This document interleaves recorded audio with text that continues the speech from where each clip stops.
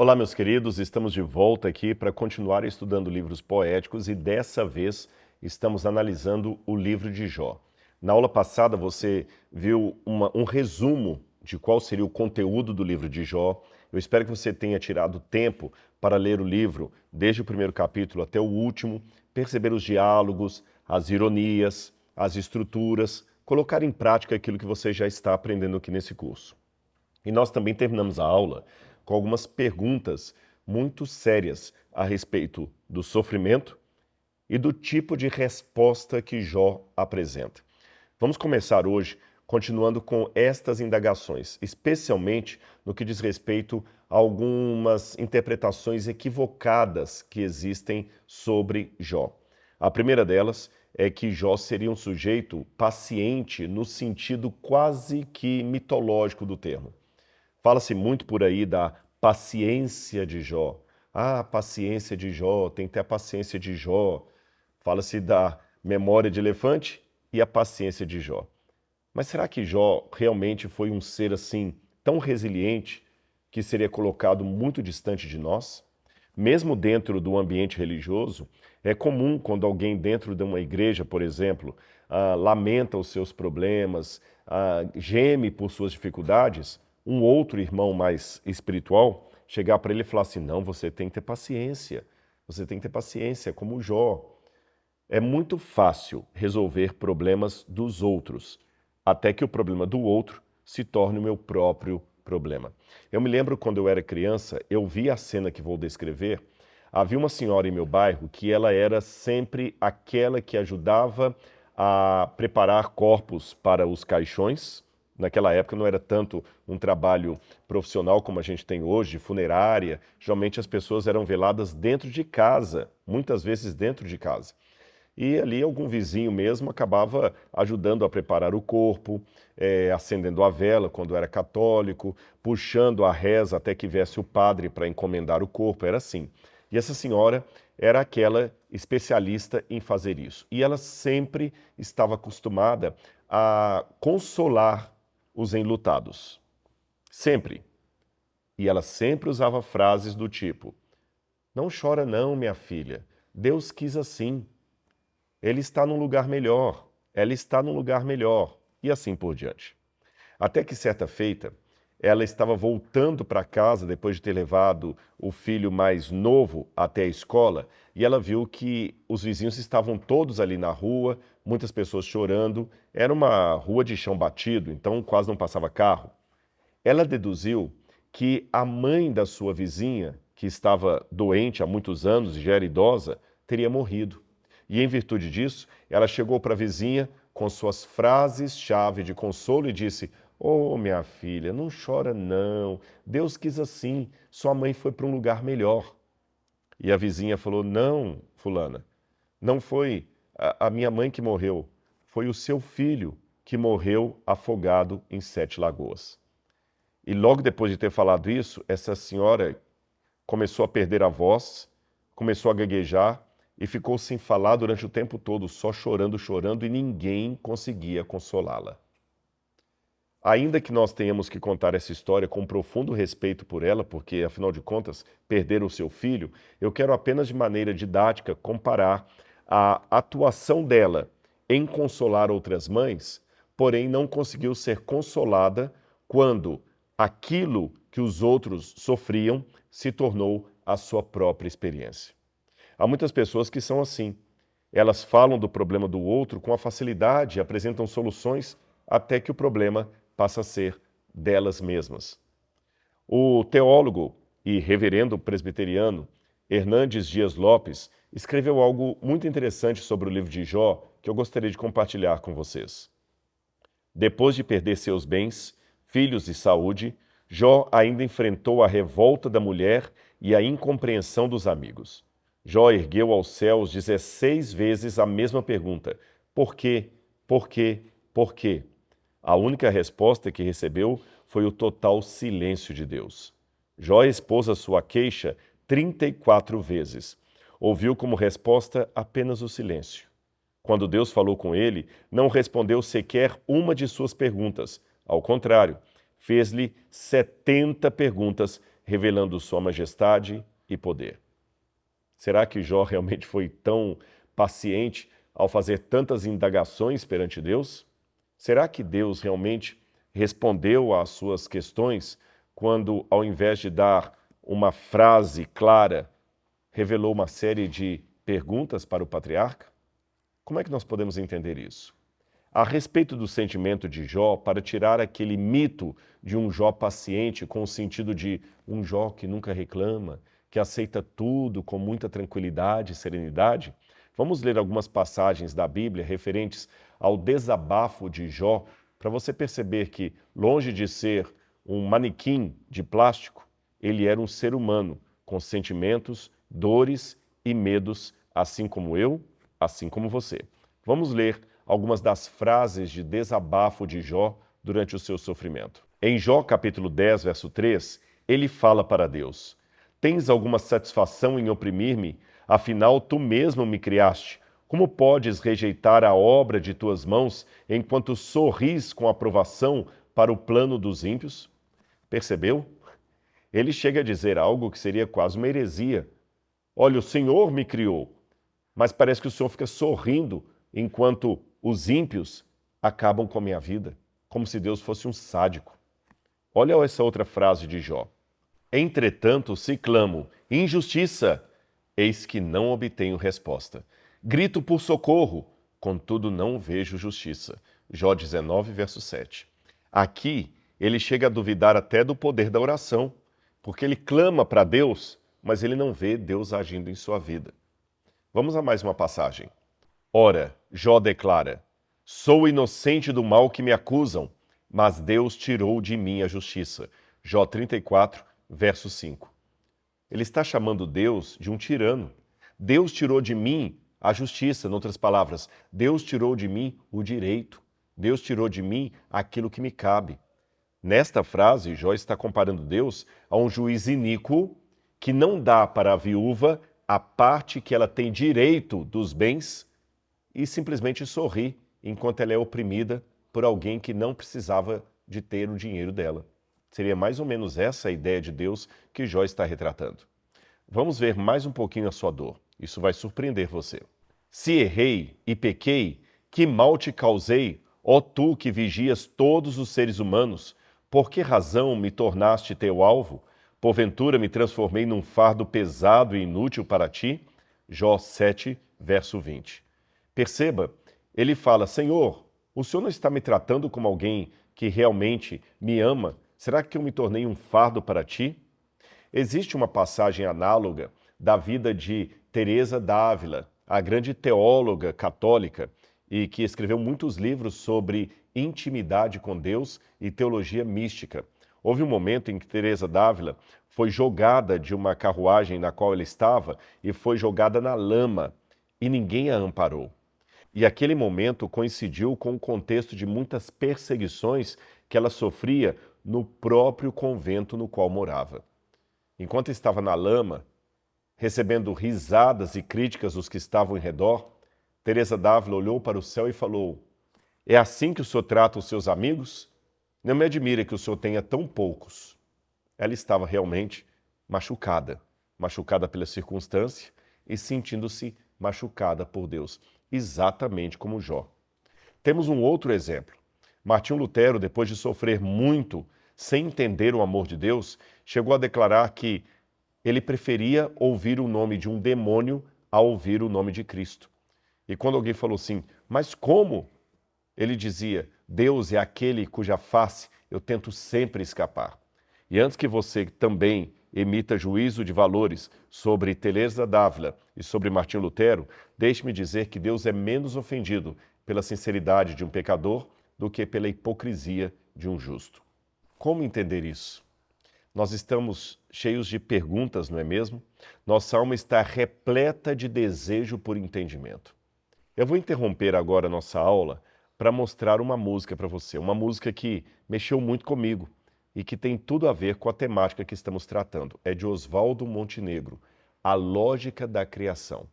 Preste atenção nessa bela composição, como ela retrata realmente aquilo que estamos estudando no livro de Jó.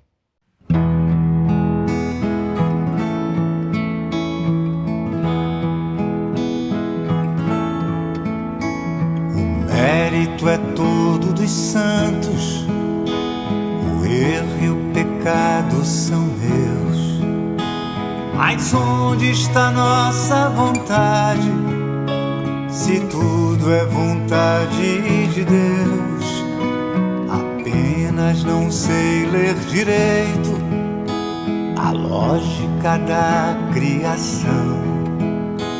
O que vem depois do infinito e antes da tal explosão?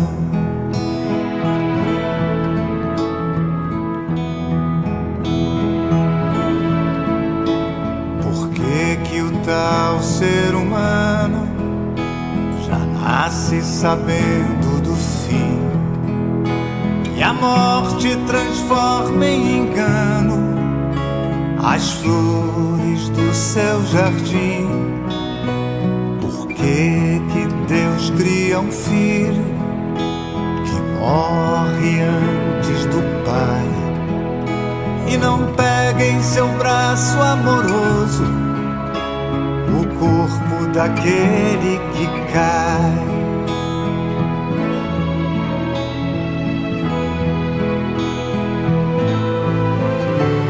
O sexo é tão proibido porque ele criou a paixão. Se é ele que cria o destino, eu não entendi a equação. Se Deus criou o desejo, por que que é pecado o prazer? Os pôs mil palavras na boca, mas que é proibido dizer.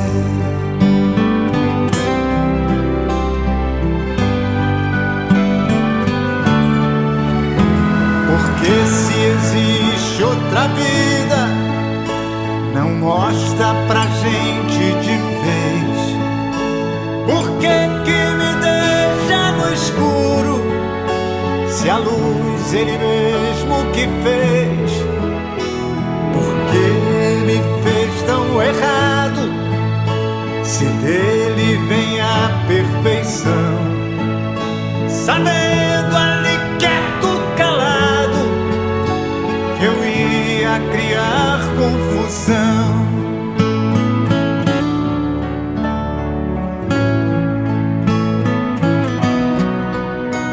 E a mim que sou tão descuidado, não resta mais nada a fazer, apenas dizer que não entendo. Meu Deus, como eu amo você.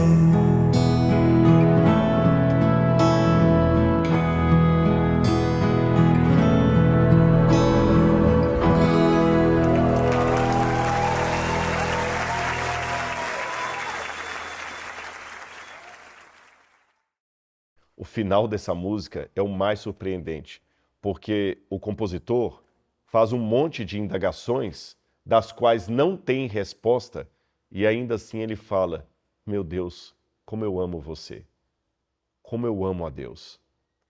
Esta realmente é a maior prova de fé que alguém pode dar.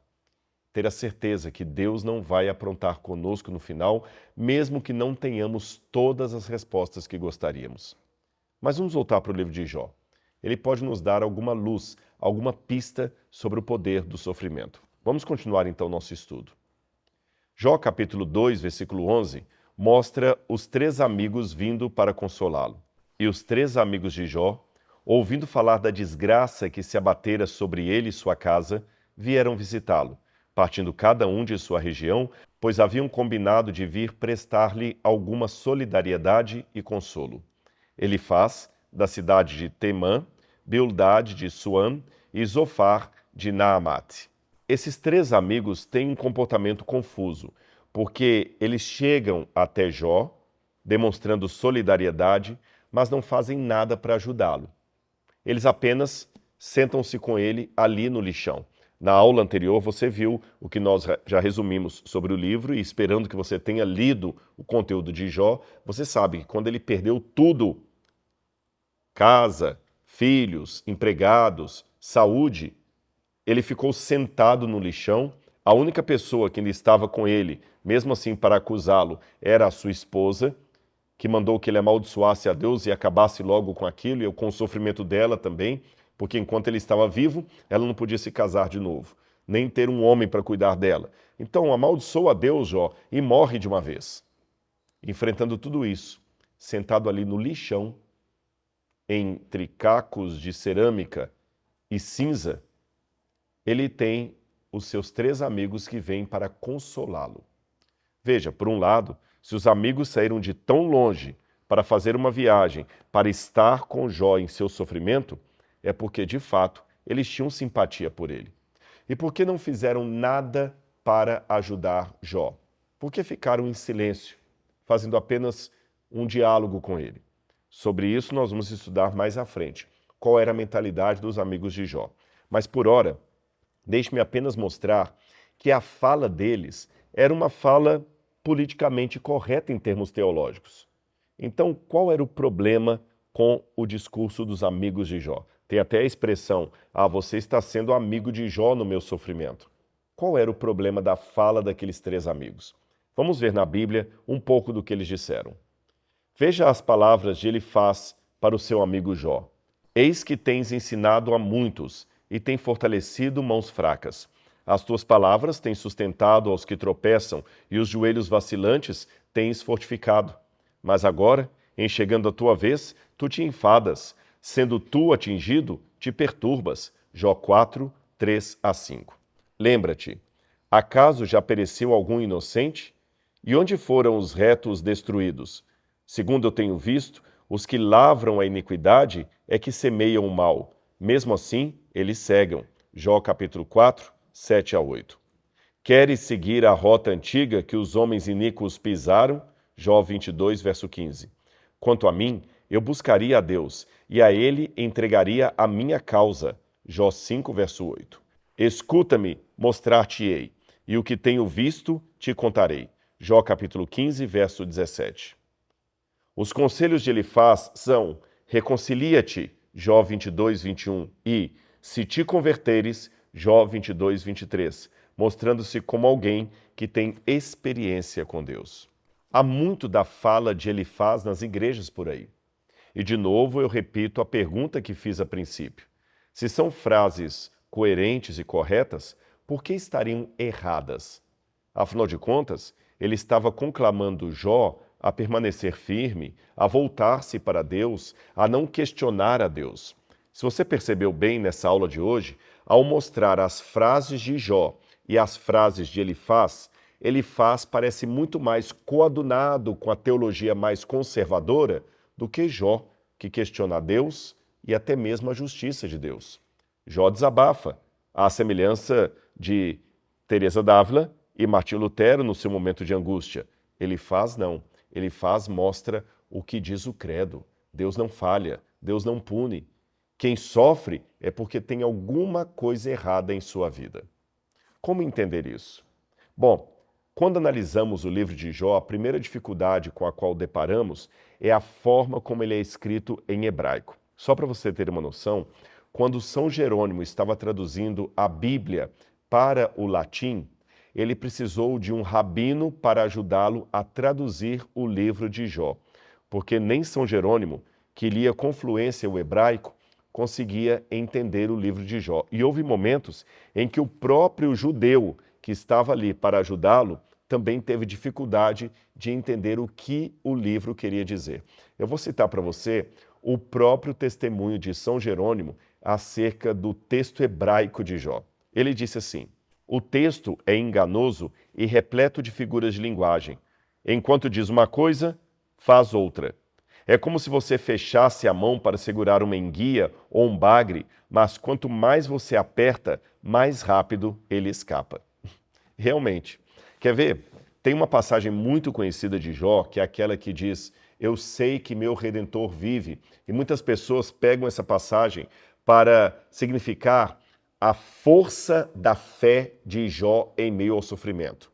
Eles retratam como se Jó estivesse dizendo: estou sofrendo, mas não tem problema. Eu sei que meu Redentor vive, porque de fato é assim que está na tradução. Porém, quando nós lemos no contexto, aquela passagem pode ser entendida de uma forma diferente. Eu vou ler para você. Jó capítulo 19, versos 23 a 27. Quem dera fossem agora escritas as minhas palavras, quem dera fossem gravadas em livro, que com pena de ferro e com chumbo para sempre fossem esculpidas na rocha. Porque eu sei que o meu Redentor vive e por fim se levantará sobre a terra. Depois, revestido esse corpo da minha pele, em minha carne verei a Deus. Eu o verei por mim mesmo. Os meus olhos o verão, e não outros. De saudade o meu coração desfalece dentro de mim. Alguns comentaristas da Bíblia entendem que quando Jó fala, quem dera as minhas palavras fossem registradas com caneta de ferro e chumbo numa rocha para que ficassem para sempre, ele está falando do seu protesto.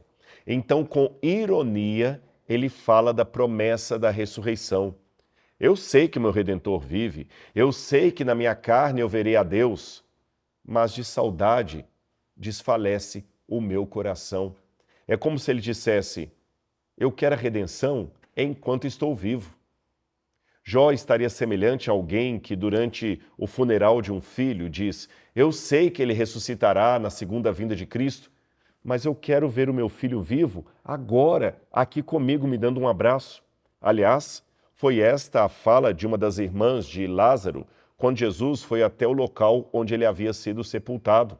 Ela diz, ó Senhor, eu sei que no último dia Deus ressuscitará todas as pessoas, mas se o Senhor estivesse aqui, o meu irmão não teria morrido. Em outras palavras, eu sei que haverá a ressurreição final, mas eu quero abraçar aquele que está no caixão agora. Eu quero ele vivo, é agora. A frase de Jó, eu sei que meu Redentor vive, bem poderia ser entendida como, eu quero a redenção enquanto estou vivo. Seria como uma mãe, ao sair do quarto e apagar a luz, ouve a criança dizendo, mamãe, fica aqui comigo, está escuro, eu estou com muito medo. E a mãe diz, não tenha medo, meu filho, Deus está com você. Eu sei que Deus está aqui, replicou o menino, mas eu quero alguém com um rosto. Percebeu? Muitas vezes na dor e no sofrimento, o que queremos é um Deus com um rosto, um Deus achegado a nós. Na próxima aula, eu vou mostrar outras curiosidades desse estranho texto hebraico do livro de Jó. E você vai ver que mesmo na ironia do texto ou na dubiedade de algumas de suas sentenças, está a resposta para muito daquilo que nós estamos procurando entender, o porquê do sofrimento. Mas esse assunto será na próxima aula. Então um abraço e até lá.